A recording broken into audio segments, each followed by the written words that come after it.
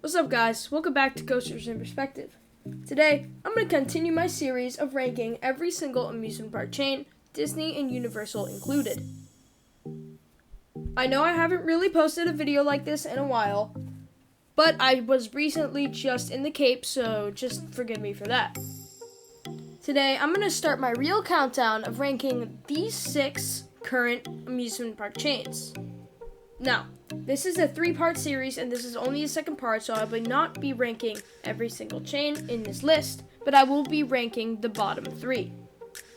Now, these videos take a ton of time to produce, and it would really encourage me to make more things like this if you hit that like, maybe even consider subscribing, and comment what you think of the video down below. Now, let's get right into it. Now, finishing in the 6th spot in last place, I actually am really sorry to say this, but it's...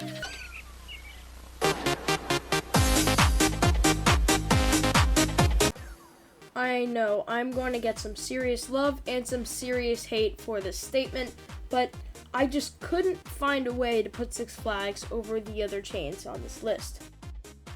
Yes, this is a list based mostly on roller coasters, but it also takes presentation into account. If this list was only on roller coasters, no presentation, no theming, no nothing, this would probably be near the top, but I just couldn't find a place for it higher on this list. I know, I love Six Flags. I think they get too much hate, and they really have started to up their game nowadays, but I just can't. I'm really sorry, but I just can't. They're not really as nice as other parks. As I can tell, they're really kind of, your classic regional amusement park that you always go to, and there's nothing wrong with that. It's just, I just can't. Yes, they have some amazing roller coasters, and they do like to work with RMC a lot, and they have started to up their game with B&M and a bunch of other good manufacturers and on presentation nowadays, but they just don't have enough of the other good qualities that a lot of other chains on this list have. Now, I'm going to start listing some pros and cons of Six Flags as a whole. The first pro is their great collection of roller coasters in some of their parks.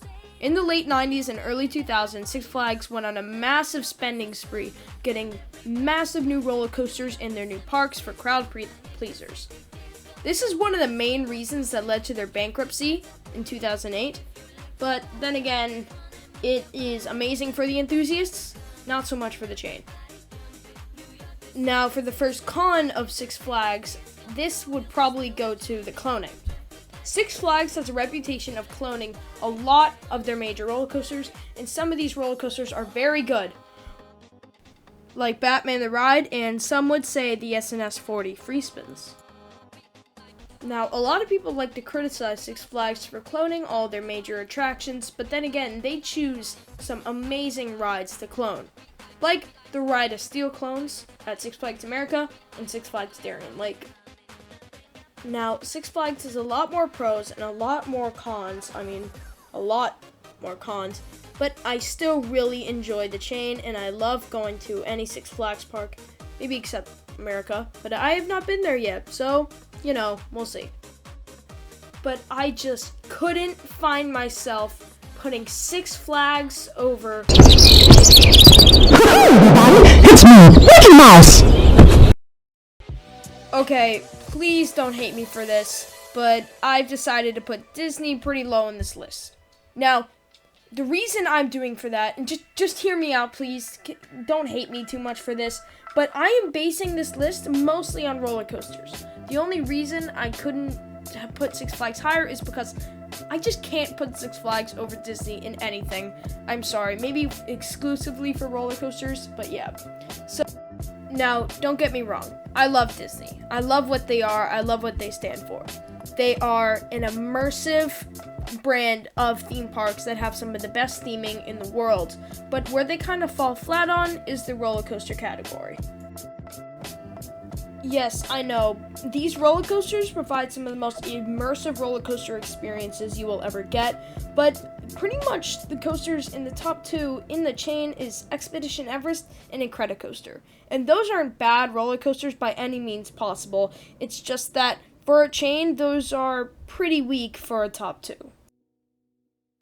I know, I get it. Disney's model isn't for those massive thrill rides. They want rides that can appeal to the entire family.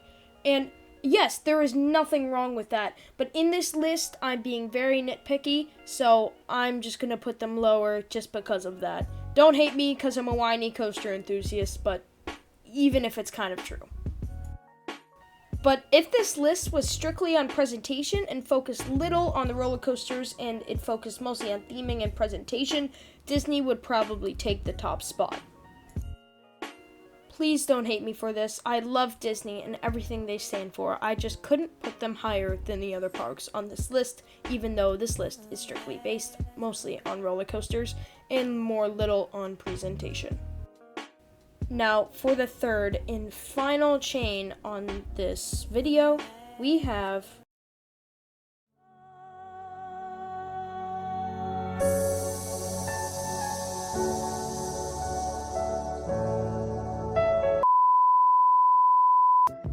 Now, I'm not actually talking about Wicked Twister. I just thought it'd be fun to throw that in as a little bit of a homage to it. Though, I am talking about Cedar Fair, if you already haven't guessed.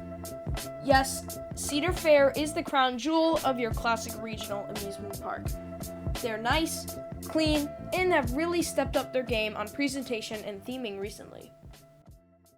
Not to mention the amazing parks in the chain and their amazing coaster lineup with some amazing roller coasters such as Steel Vengeance at Cedar Point, some amazing B&Ms, Maverick might I add, some great hyper coasters, maybe except the Morgan ones. Not to mention that they have all 3 B&M Gigas in the world, with Leviathan at Canada's Wonderland, the newly Orion at Kings Island, and of course, the one and only Fury 325 at Carowinds. This amazing coaster lineup automatically boosts them to number 4 on this list over Six Flags and Disney. They also have some amazing parks such as America's Roller Coaster, Cedar Point in Sandusky, Ohio, Kings Island in Mason, Ohio, and the one and only top park in the entire chain, Michigan's Adventure. No, but in all seriousness, Cedar Fair has some great amusement parks in their chain, all of them held to high regard, maybe except Michigan's Adventure, I guess. But Cedar Point and Kings Island may be even enough to rocket them high on this list. Now, I couldn't find myself to put them over the other chains on this list, but I'll get to that in the next video. Not to mention that Cedar Fair has really upped their game on their presentation and theming of all of their attractions, even the flat rides. Some may disagree with my ranking, maybe some even saying to put them higher, some may even saying to put them lower, but I think that this is a pretty good ranking for the chains on this list. Some of Cedar Fair's top attractions include Fury 325 at Carowinds, Steel Vengeance at Cedar Point, and of course, Maverick at Cedar Point, and many, many more. So that is going to do it for the second installation of the series. I really hope you guys enjoyed the video, and I hope my rankings weren't too controversial. What did you think about my rankings? Let me know down in the comments down below. Make sure to leave a like on this video, and it really motivates me to create more content like this in the future. Now I hope you guys are having a great day, and I'll see you guys in the next one. Peace.